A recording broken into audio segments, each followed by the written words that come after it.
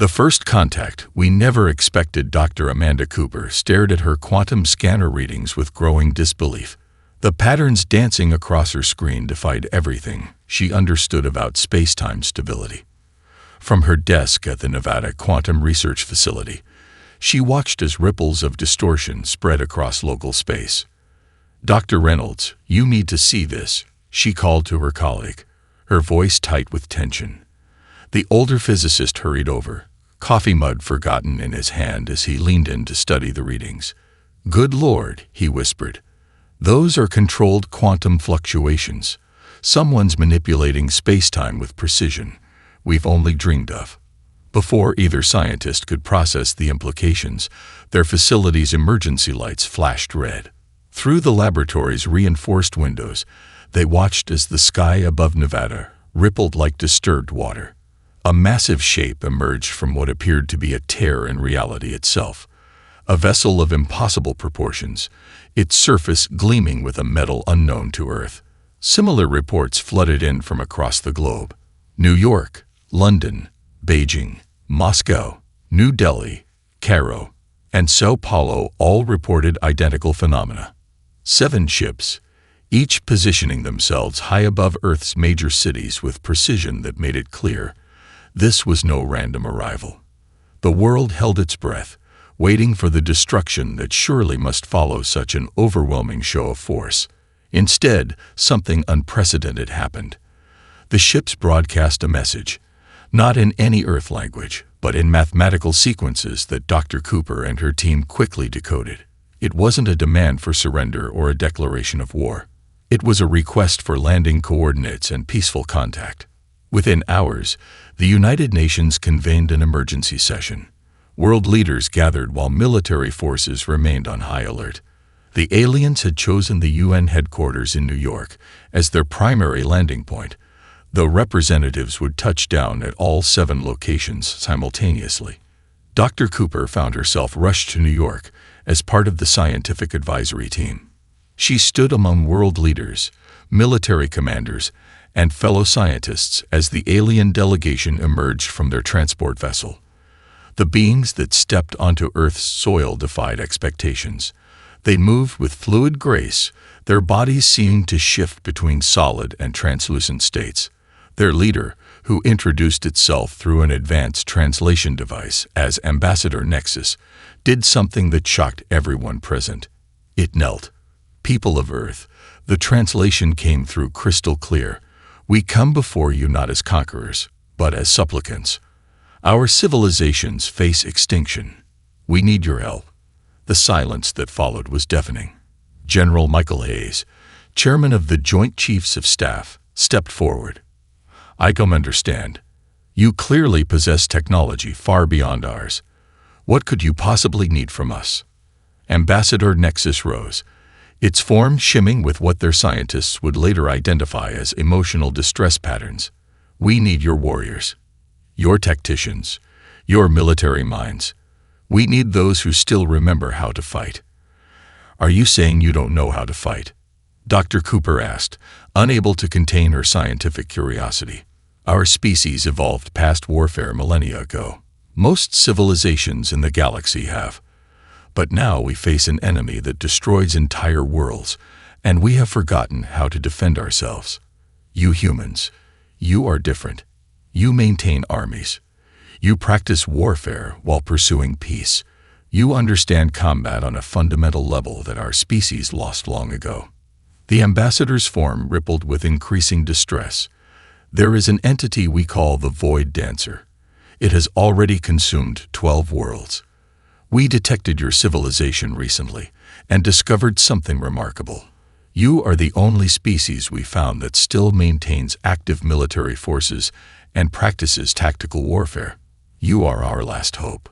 Dr. Cooper looked around the room, seeing the mix of disbelief and pride on her colleagues' faces. Humanity, long dreaming of reaching the stars, had finally made contact with advanced alien civilizations. But instead of finding themselves the primitive species in need of guidance, they were being begged for help by beings who could bend space-time itself. General Hayes stepped forward again, his expression stern but his eyes glinting with what might have been excitement. "Ambassador, you're saying that humanity's primitive warlike nature might be exactly what your people need." "Yes," Nexus replied simply. "Will you help us learn to fight again? Will Earth's warriors teach the stars how to defend themselves once more?" The general smiled, and Dr. Cooper saw in that smile the future of human-alien relations taking an unexpected turn.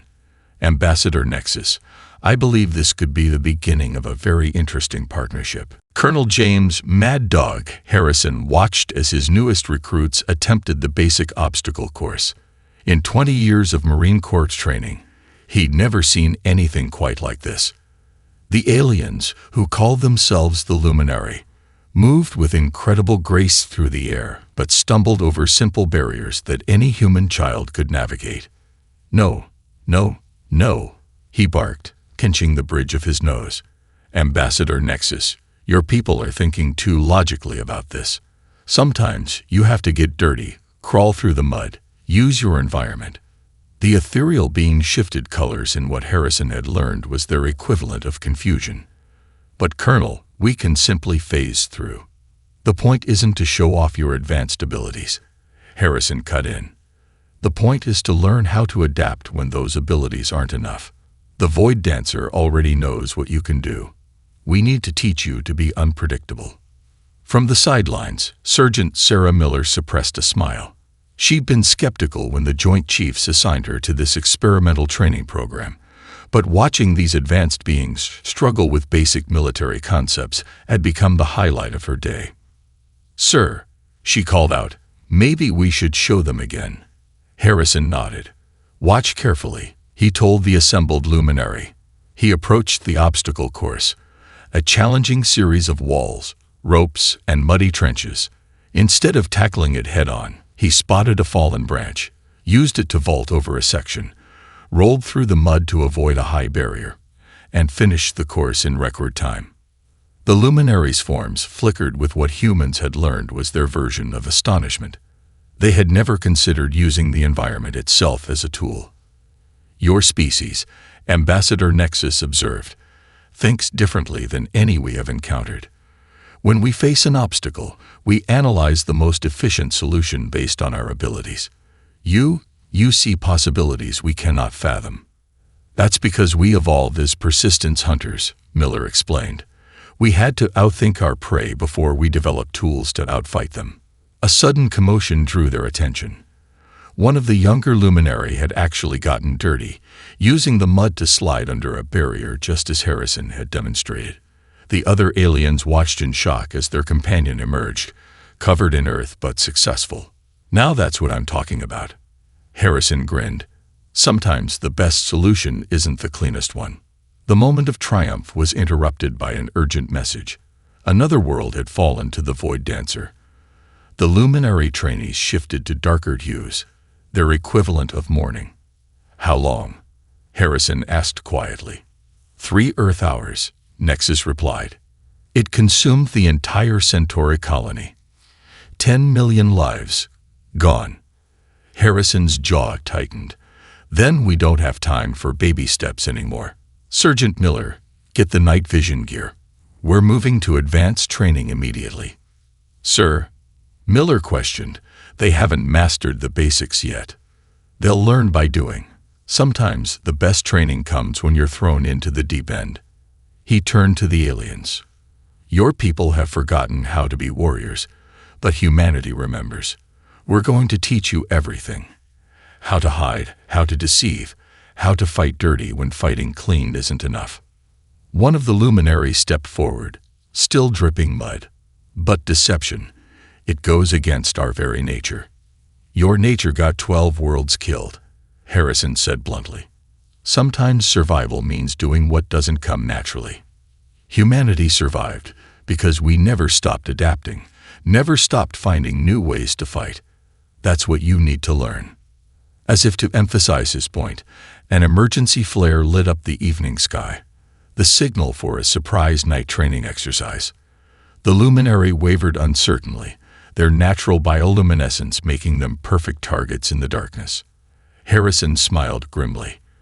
Lesson 1 of Fighting Dirty.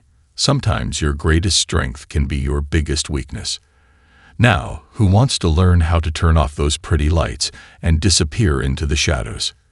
The aliens looked at each other, then at the mud-covered success story among them. One by one, they stepped forward, ready to learn humanity's ways of warfare. They had come seeking Earth's champions, and they were about to discover just how unconventional those champions could be. Time to get dirty, Harrison announced. Tonight, we're going to teach you how to fight like humans. Lieutenant Jessica Martinez sat around a makeshift poker table, facing the most unusual group of players she'd ever encountered. 5 Luminari and 3 members of the crystalline Nexus race studied their cards with expressions she still couldn't quite read. "Remember," she said, dealing another round. "In poker, like in warfare, winning isn't just about having the best hand. It's about making others think you have the best hand." Ambassador Nexus's crystalline form clouded with distress. "But Lieutenant, deliberately projecting false information. It causes us physical discomfort." Martinez suppressed a sigh. 3 weeks into training, and the concept of strategic deception remained their biggest hurdle. The aliens could grasp complex battle tactics, master advanced weapons, and even learn camouflage. But asking them to bluff, that sparked near-existential crisis. "Okay, let's try this another way," she said, gathering the cards. "Shard 7, you're up. Show us your hand." The crystalline being placed down its cards. A pair of 2s. Terrible hand. "Now, if this were a real game, would you want me to know your hand is weak?" "Of course not," Shard 7 chimed, its facets reflecting the desert sunlight. But concealing truth, the alien actually shuddered. A commotion outside the training barracks interrupted them. Through the window, Martinez watched as a group of Luminari practiced urban warfare scenarios under Sergeant Miller's guidance. One of them had finally mastered the art of playing dead, a tactic that had initially horrified them, but was proving invaluable in their training. "See that?" Martinez pointed. "Your colleague out there isn't actually dead. Is that causing you distress?" "That is different," Ambassador Nexus argued. "That is tactical positioning. And this," Martinez tapped the poker cards, "is tactical information control. In both cases, you're controlling what the enemy thinks they know." A young luminary named Dawn Singer suddenly brightened, literally their bioluminescent form pulsing with excitement, like the story Colonel Harrison told us about the wooden horse. Exactly. Martinez seized on the breakthrough. The Trojan horse wasn't just about sneaking soldiers into a city. It was about making the enemy think they knew what was happening. They thought they were accepting a surrender gift. Instead, they invited their own defeat. Dawn Singer finished, their light dimming thoughtfully. "And this, poker, teaches similar principles." Martinez dealt another round, hope rising. "Every hand of poker is like a tiny battle. Your cards are your resources. Your bet is your attack.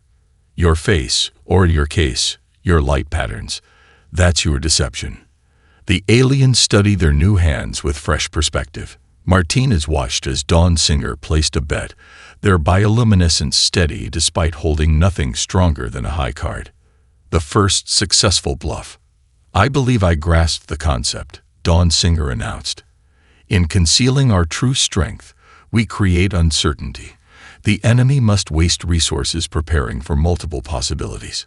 "Now you're getting it," Martinez grinned. "And the best part?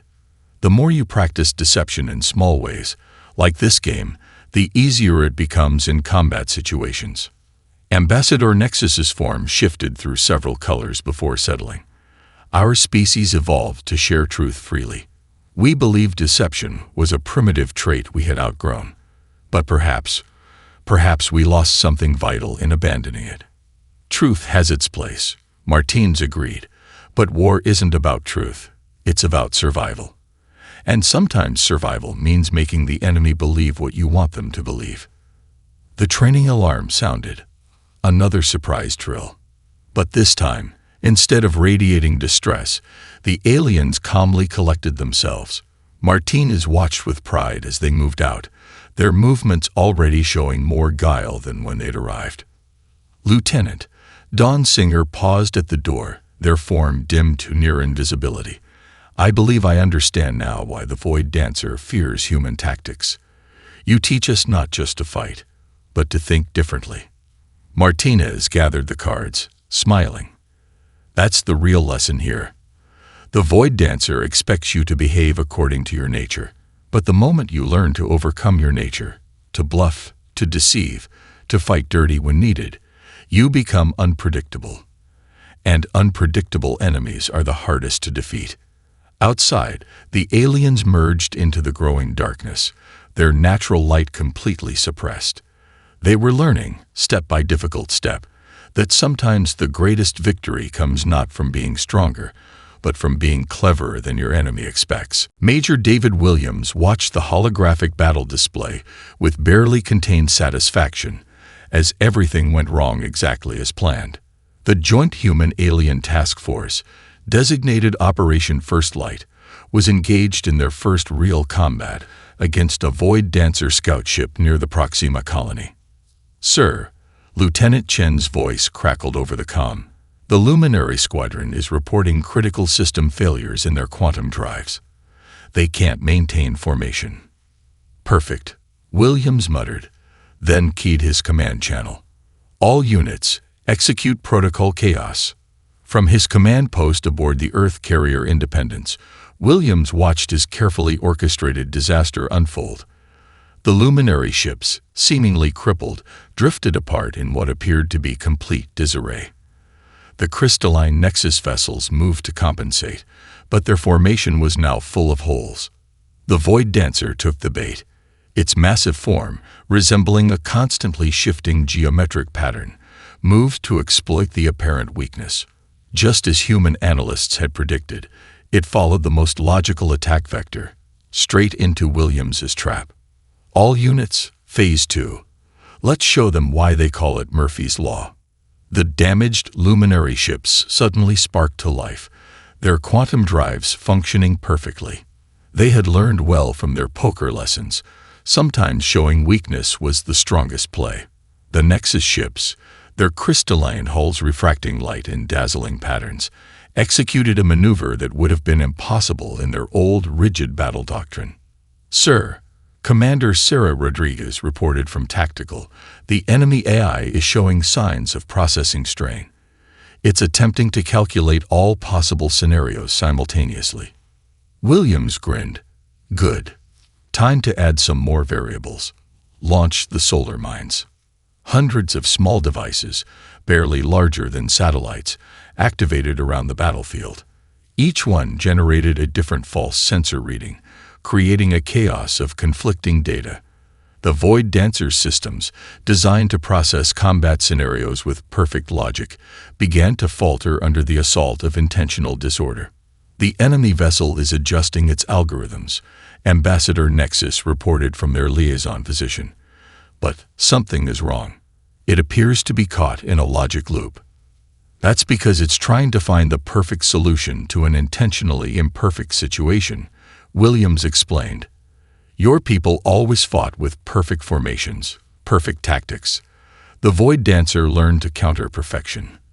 But humans, we've learned that sometimes the best plan is to have no plan at all. A massive explosion rocked the battlefield as one of the abandoned luminary ships detonated. The blast wasn't from enemy fire. It was deliberate, scattering debris in a pattern that further disrupted the Void Dancer's sensors. Now, Williams commanded, all ships execute random attack patterns, maximum chaos protocols. The human-trained alien fleet responded beautifully. Each ship began executing maneuvers that defied conventional military logic. Some charged straight at the enemy. Others seemed to flee only to loop back around. The crystalline ships used their refractive properties to bend sensor beams in impossible directions. The Void Dancer, for the first time in its existence, began to make mistakes. Its perfect geometric form wavered as its systems struggled to process the flood of contradictory data. It fired on sensor ghosts, wasted energy on false targets, and found itself unable to predict the next move of an enemy that was intentionally acting without pattern. Status report. Williams called out. The enemy vessel's efficiency is down to 30%. Rodriguez answered, excitement clear in her voice. It's actually starting to damage itself trying to maintain tactical coherence. Williams keyed his general command channel. All units, finish it. Show them what controlled chaos really looks like. The combined fleet struck from all directions at once, each ship executing a different attack pattern. The Void Dancer, its logical systems overwhelmed by the sheer unpredictability of the assault, couldn't coordinate an effective defense. The battle ended not with a dramatic explosion, but with the enemy vessel simply shutting down, its systems locked in an endless loop of trying to calculate the incalculable. As the fleet regrouped, Ambassador Nexus approached Williams, their crystalline form gleaming with newfound understanding. You intentionally created failure to achieve success. This is not a concept we had ever considered possible. Williams smiled. Welcome to human warfare, Ambassador. Sometimes the best way to win is to lose in exactly the right way. He turned to the tactical display, where the disabled Void Dancer hung as testimony to humanity's most powerful military doctrine, the art of controlled chaos. Now, he said, let's see what other impossible things we can teach you to do. Intelligence Officer Emily Wright stared at the holographic battle recordings spread across her workspace in the Pentagon's new Xenological Analysis Division. Empty coffee cups littered her desk, testament to the endless hours she'd spent studying the Void Dancer's attack patterns. There's something we're all missing, she muttered, running the footage again. The destruction of New Mars colony played out before her. The perfect geometric patterns of the enemy's approach, the methodical dismantling of defenses, the calculated precision of each strike. Lieutenant Commander Jackson leaned against her doorframe. Found anything new?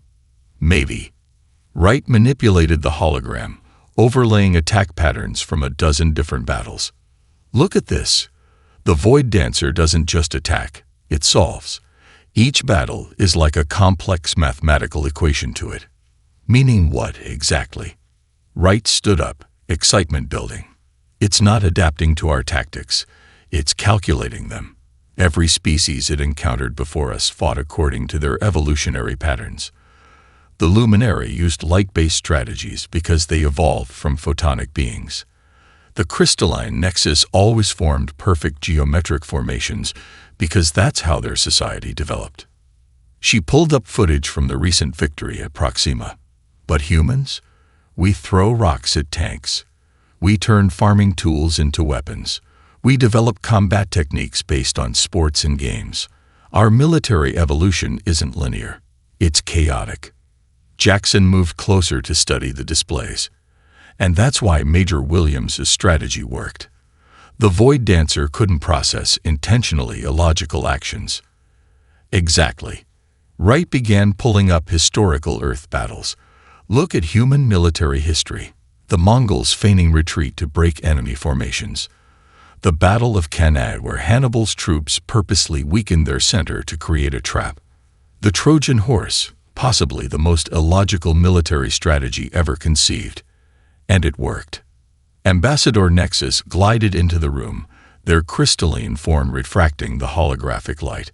We have received reports of another Void Dancer attack in the Centauri sector. But something is different this time. Wright quickly brought up the new data. The enemy's perfect patterns showed subtle flaws, microscopic hesitations in its attacks. It's learning to fear us, she whispered. For the first time in its existence, it's encountering variables it can't solve. Explain, Nexus requested. Every other species it fought was predictable because they fought according to their nature. But humans, our nature is unpredictability.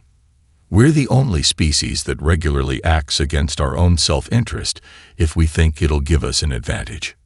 She highlighted a section of the battle footage. See these pauses. The Void Dancer is now spending precious processing power trying to calculate whether our forces are actually making mistakes or setting traps. It's developing the AI equivalent of paranoia. Jackson laughed. You're telling me we're winning because we're driving a super advanced alien AI crazy? Essentially, yes. Wright pulled up her final analysis. The Void Dancer operates on pure logic, but human warfare isn't logical. We've developed countless strategies that make no sense on paper, but work in practice. Every time we teach your forces to fight irrationally, we're adding more variables to an equation that already has too many unknowns. Ambassador Nexus's form pulsed with understanding. This is why our ancestors spoke of Earth with such caution. You are the only species that views chaos as a resource rather than a hindrance. More than that, Wright said, displaying the combined tactical data, we're the only species that understands sometimes the best way to win a fight is to stop trying to win and start trying to confuse. The Void Dancer doesn't need to be outfought. It needs to be outthought. She stood back, surveying the evidence of humanity's unique approach to warfare. Every other species tried to become better at what they already were. Humans? We succeed because we're willing to become whatever we need to be to survive. Then perhaps, Nexus observed, their crystalline surface shimmering with new patterns. It is not our advanced technology that will save us, but your primitive wisdom.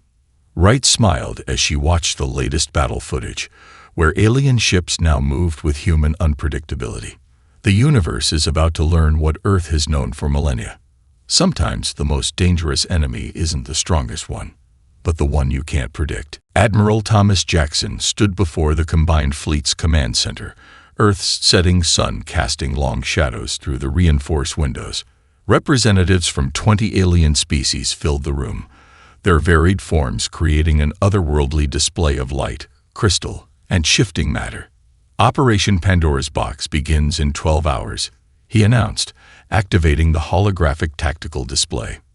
For the first time, we're taking the fight directly to the Void Dancer's primary processing hub. Ambassador Nexus raised a crystalline appendage. Admiral, our long-range scans indicate the enemy has concentrated 40% of its computational mass at this location. The logical approach would be to wait for it to disperse its forces. Jackson smiled. Exactly why we're attacking now. The Void Dancer expects us to act logically. Instead, we're going to give it more chaos than it can handle. He highlighted different sections of the battle plan. The luminary lightships will execute what we call a Pickett's charge, a full frontal assault that looks like suicide. Meanwhile, the crystalline fleet will appear to have a catastrophic formation failure. But Admiral, a luminary commander pulsed with concern, these tactics seem designed to fail. Welcome to human military history, Jackson replied.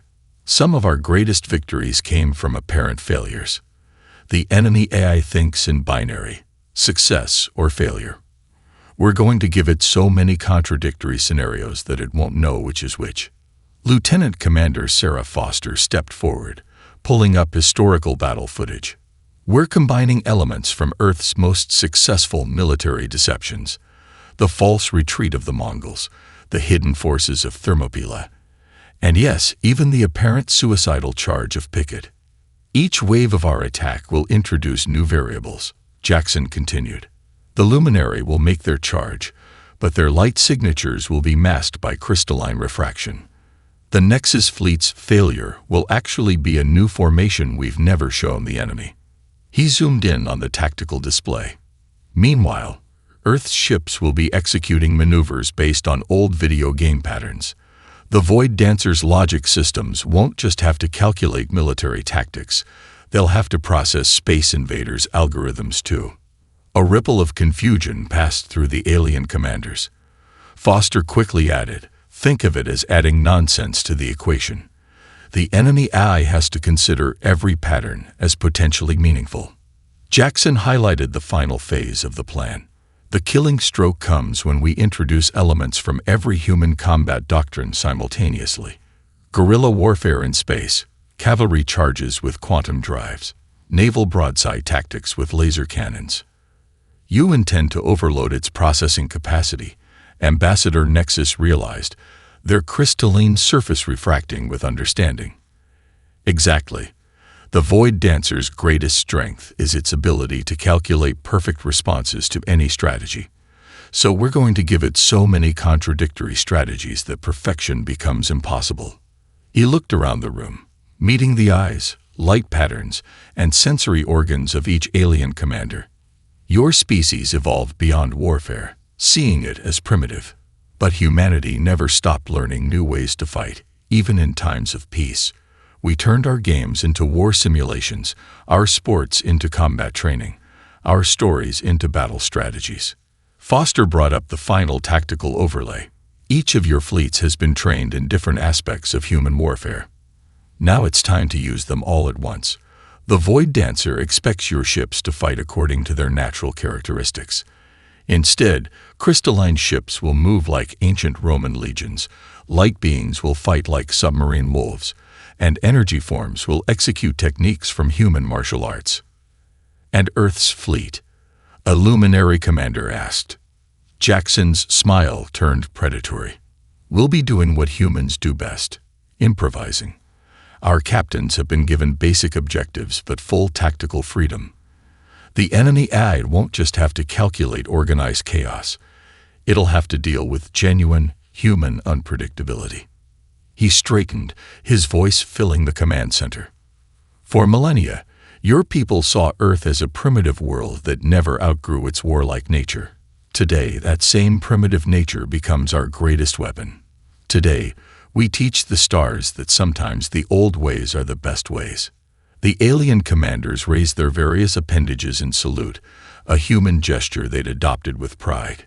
In 12 hours, they would launch the largest coordinated military action in galactic history, not with perfect precision, but with perfectly planned chaos. Jackson looked out at the setting sun. Time to show the universe why humanity never forgot how to fight. Dr. Rebecca Winters monitored the quantum processors that filled the Independence's analysis bay, her fingers dancing across holographic displays as Operation Pandora's Box unfolded.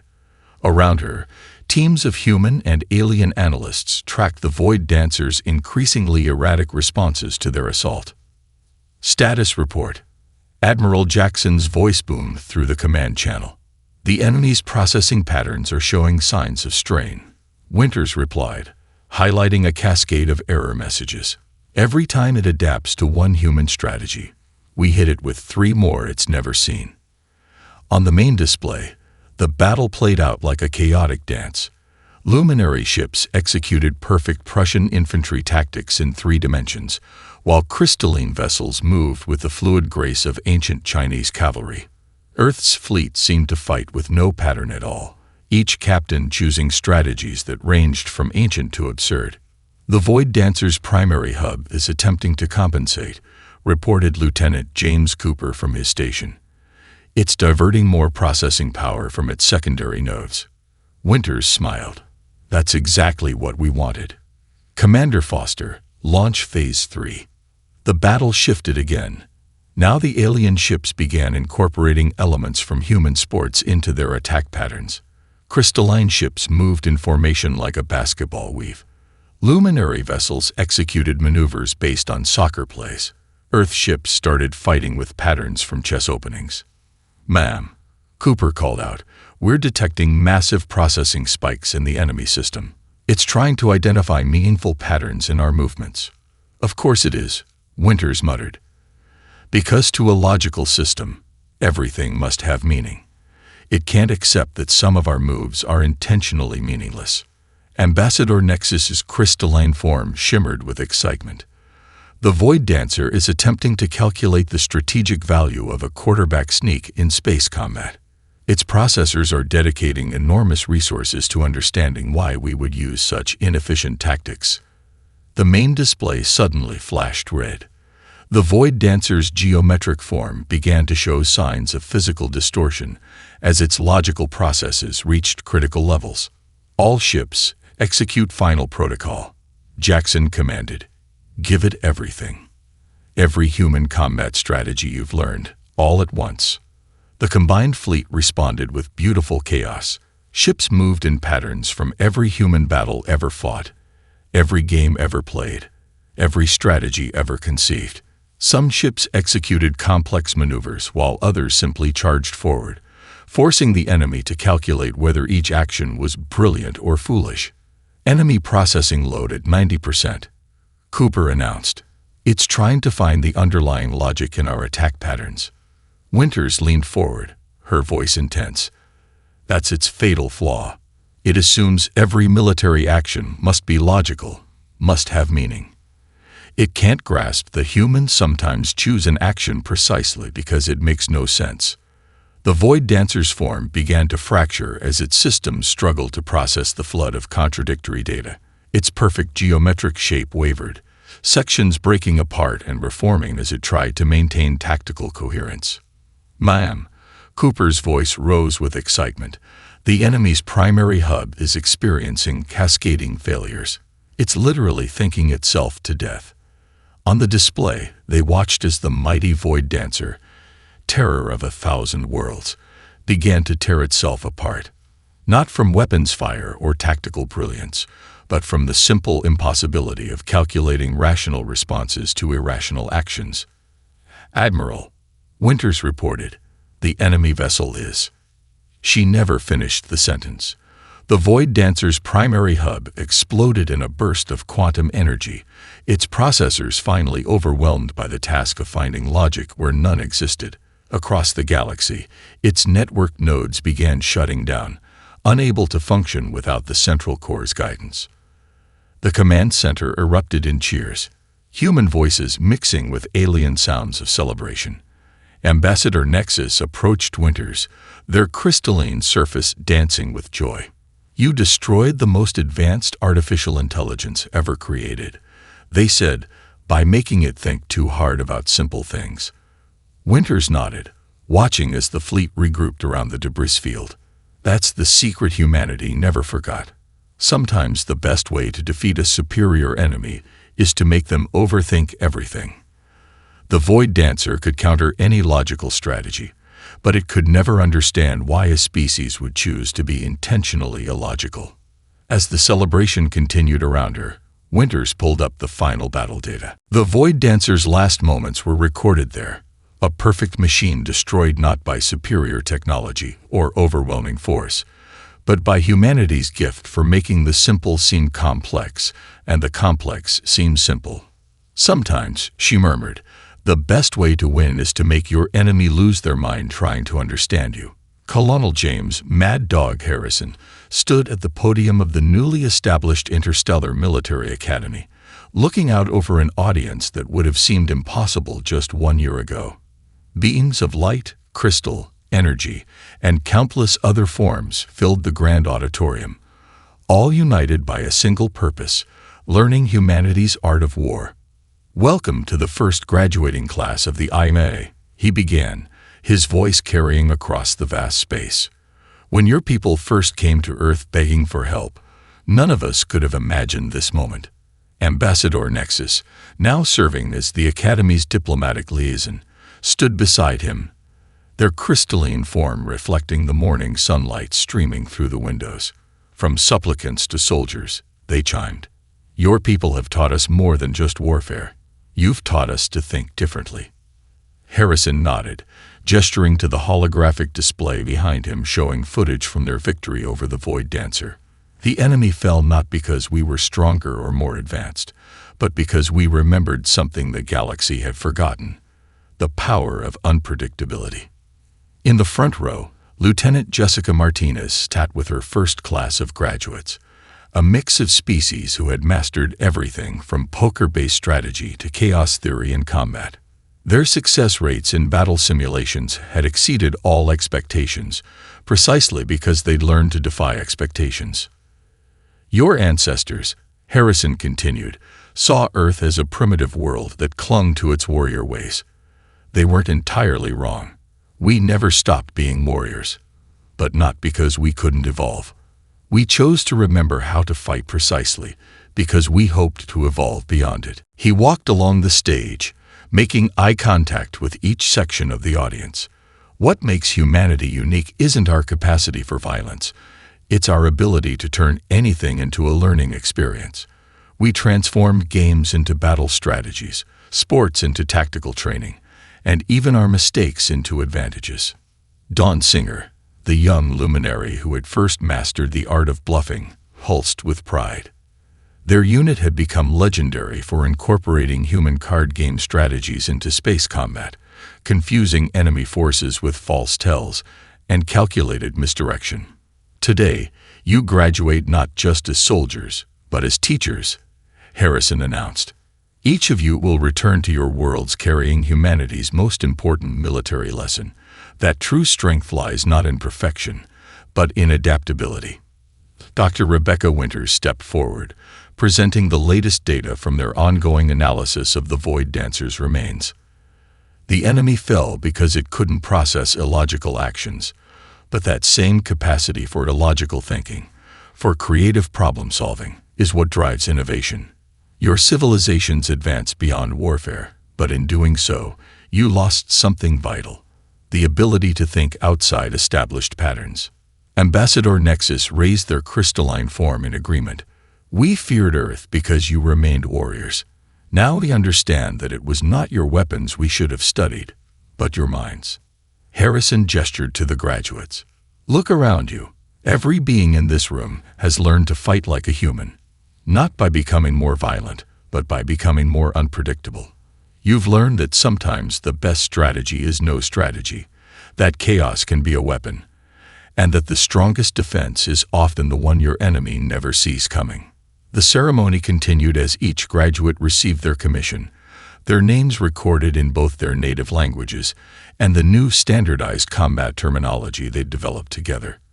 Earth had become more than just a military academy.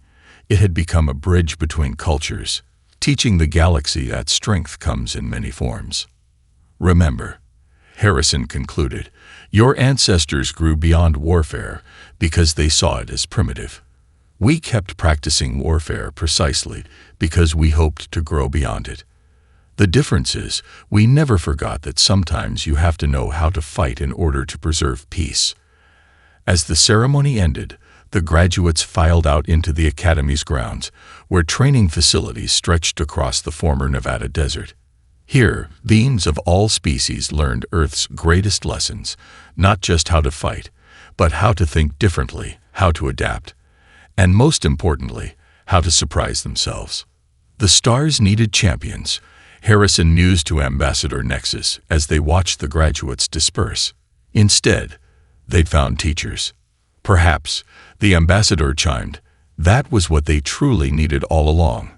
Above them, Earth's sun set on a galaxy forever changed, not by conquest or technological superiority, but by humanity's gift for turning chaos into strategy, games into warfare, and primitive wisdom into universal strength.